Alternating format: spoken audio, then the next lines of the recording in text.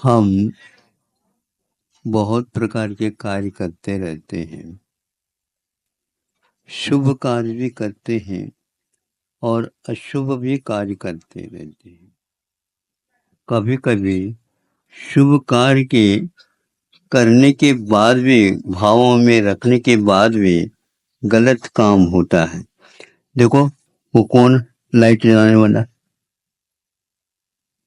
बच्चों को कम से कम अब कह देना चाहिए आप लोगों को, वो मोबाइल न रखें यदि उनके हित चाहते हैं तो। आप, हाँ, आप हित चाहते ही नहीं इसलिए ऐसा हो रहा।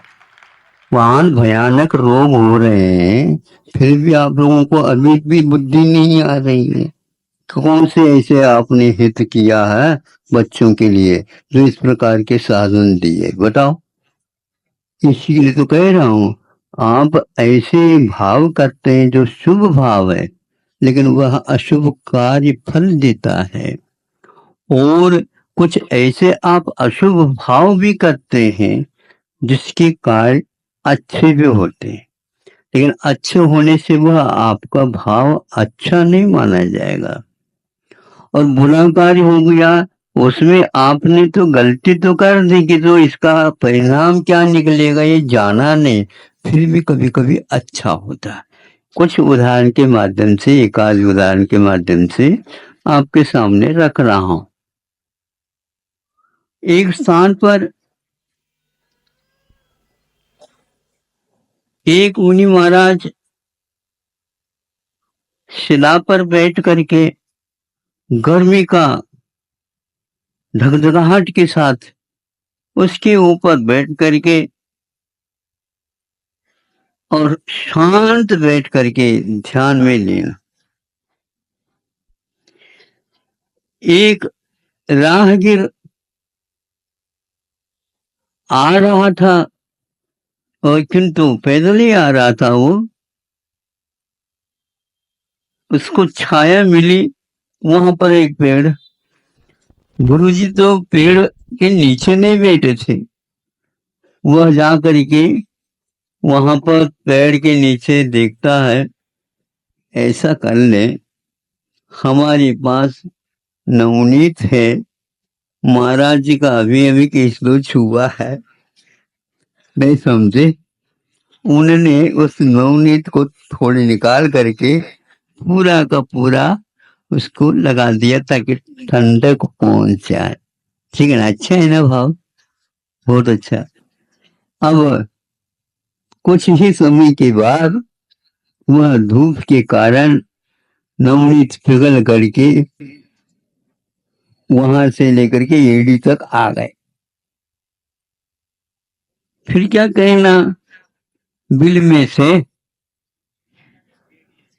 चींटियां व्याप्त हो गए।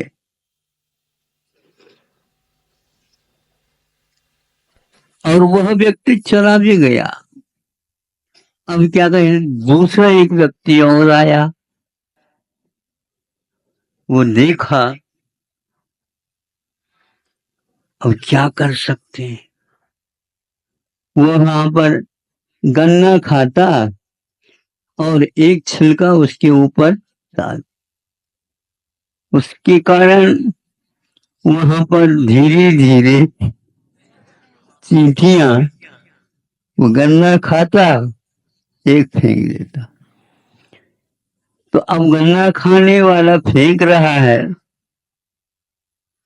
क्या काम कर रहा है, कुछ खा रहा हो, कुछ करना, लेकिन वह चींटियां नीचे आ गए, उसके भाव में कुछ सही नहीं इनके लिए वो कुछ उपकार हो जाए, बल्कि उनका नजे हंसी मजाक के रूप में ही वह कर रहा। और सारी की सारी चींटियां वो नीचे उतर गई। चेलना है ना, चेलना नहीं, वो भी ऐसी कर रही थी। हाँ हाँ। तो ये हम मुनि महाराज जी को नई नवनीत लगाने वाले के ऊपर हर्ष और कोप हुआ, और न ही वह गन्ने की छिलका खा करके फेंकने वाले के ऊपर हर्ष हुआ, किंतु वह प्रत्येक क्रियाओं के साथ अपने कर्म के उदय को अनुभव में लाते हुए बंधे हुए कर्मों की निर्जरा में शांत बैठे।